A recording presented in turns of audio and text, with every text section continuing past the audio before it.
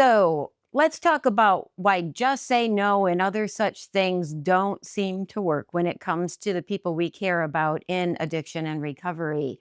My name is Heidi Woldhuis, and I'm an ordained minister and a peer recovery coach, and also the co director of Outreach 419 in Fenwick, Michigan. We are a 7-day a week RCO, and we serve people in the recovery arena. The one thing that does surprise quite a few people is we have a lot of people in the general community that is coming to our facility and actually attend groups right alongside with those seeking recovery. They attend our fun Friday night event and they go with us bowling and roller skating into other events. The reason that I want to do this series is because I'm recognizing that quite often when we reach recovery, we can struggle with the reintegration into community.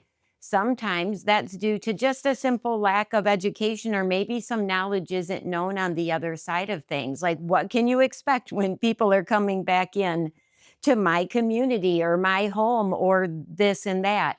Maybe you've been navigating really hard things with family members or a spouse or a child or a dear friend, and they're really battling their addiction, and you just don't know why they can't just stop.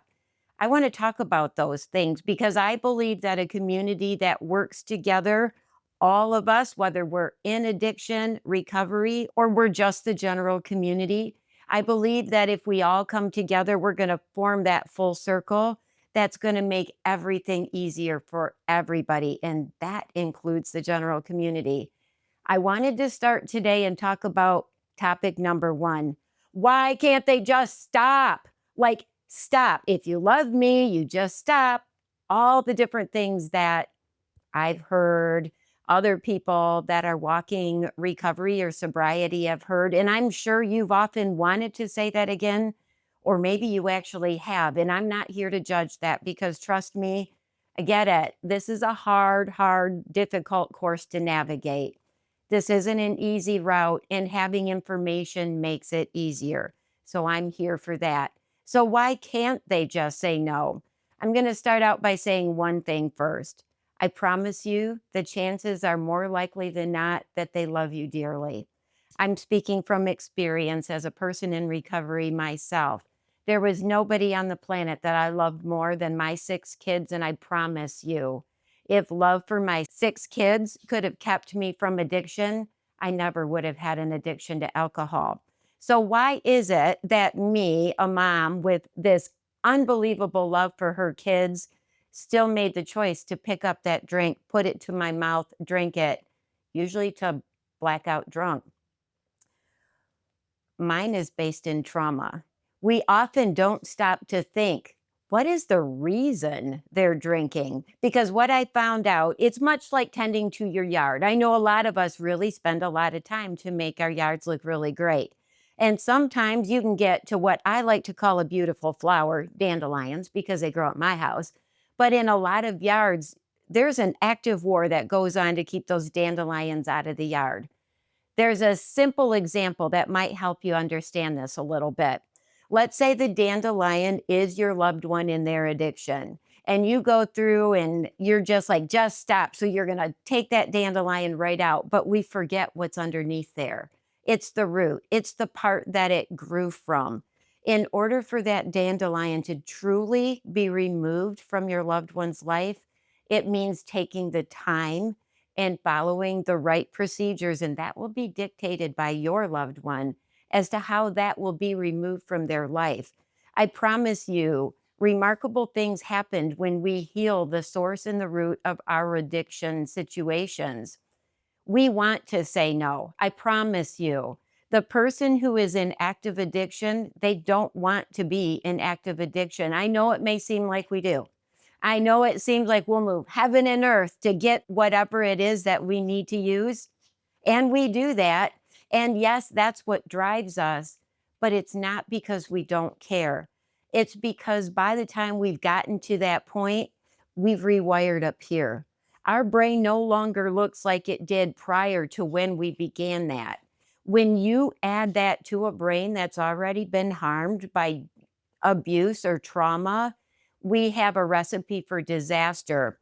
We start to see that our addiction, whether it's alcohol like I did because I just desperately wanted to calm my mind, or other people need the uppers. They want that instant dopamine hit. It feels better and it numbs the pain of what's driving this. So, yes, we may have had somewhat of a choice, like in the very early beginning, but I can promise you very quickly that choice is completely taken away from us. Our own brain and body system hijacks us. It's just the way it works. We have dopamine that gets produced in our brain.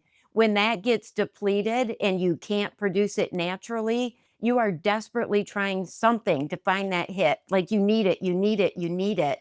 And when your body has learned that the substance provides what it needs, it's almost like it becomes life and death, almost like it becomes even more important than breathing. And I know that sounds almost impossible to understand. Like, what could be more than your children or your spouse, your partner, your good friends, eating, drinking, and self care? When addiction is speaking, the addiction is the most important thing in the life. Whether you want it to be that way or not, it doesn't change the fact that's just the plain truth of it all. So, what do we do? Just saying no, it doesn't work. You can just put that one away. I know they tried it in the past. I grew up in that area. Just say no. The old, this is your brain. Remember, we watched the egg in the frying pan, or we thought somebody in a cartoon character costume was going to be lurking on the playground, like, you want to buy some of this? Not realizing the reality of what addiction actually is. It typically starts and is rooted in a place of great pain. That's typically the thing that I find more often than not.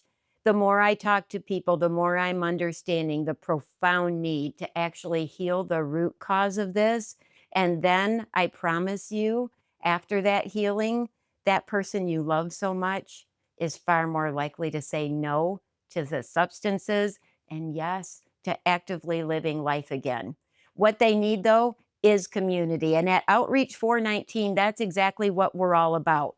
We are not your typical church basement group. We do run groups twice a day, noon and 6, Monday through Friday, with a big social group on Friday night. But we talk about topic based discussions. We talk about topics that pertain to regaining your life and getting recovery in all facets. We'll talk finance, we'll talk communication, we talk navigating those things that most adults our age, they already learned. For those of us who've come through addiction and find ourselves in recovery, one of the most defeating things that we can find is that we have been stunted and left behind and we don't know how to catch up. So I'm asking you, have a little patience with your loved one. Try to open the conversation and see if you can find out what is it that actually is the root cause, or where could this have come from? Because if we can get healing to that place, we can then get them plugged into a community. And I promise you, in the right community, anyone can thrive. Hang in there. I promise you, it will not always be this way. It is a really tough road, and I'm not going to say that it's any different than that. We are very particular about the individuals that we leave in charge at Outreach 419. Chances are you'll probably find my husband Robert or myself there, but the faces you're going to see and that will greet you when you come in the doors are there and ready to meet you exactly where you are at. And I'm talking to you, community member. You do not have to be a person suffering with addiction yourself. If you have questions, if you're interested in supporting, or you just want to learn more, come help be a solution to this problem, because I know in our community, it's possible to do better, to do more, and to make this transition into recovery living a whole lot easier for those that are coming through their addiction. The ones that come through, I promise you, they're going to make the best neighbors, the best family members, the best employees. And I'm telling you, we are worth the effort. Take a chance on learning more. I am so looking forward to having you come back, and we're going to talk about another topic. The series is going to cover those things that we often say to those in addiction, but probably isn't quite exactly right. So we're just here to educate a little bit because we believe that a teachable heart solves a multitude of problems. I hope you have the best day ever, and I look forward to talking to you next time. Bye.